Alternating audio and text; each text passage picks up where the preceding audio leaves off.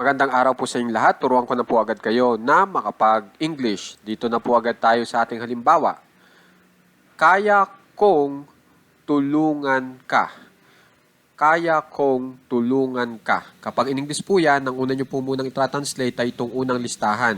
Itong kong.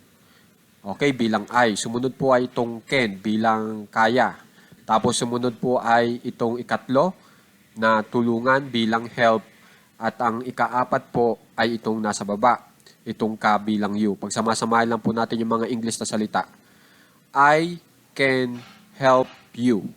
I can help you. Para sa kaya kong tulungan ka. Isa pa pong halimbawa. Kaya kong ayusin ito. Kaya kong ayusin ito. Kapag in English po, I can fix it. I can fix it. Para sa kaya kong ayusin ito. Okay? So, kung mapapansin nyo, napakadali kung susundin nyo lang po itong ating pattern. Okay?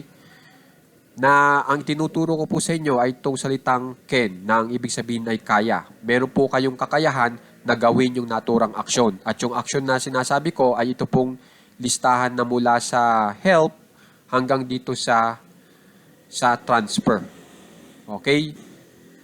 Na ito pong mga aksyon na salita na ito ay nangangailangan ng iba pang salita para kumpletuhin yung kanilang ideya. Katulad po nitong tulungan. Sinong tutulungan? Kailangan ng iba pang salita. At yung iba pang salitang iyon, yun yung sasagot kung sino yung tutulungan. At ito po yung ka bilang you.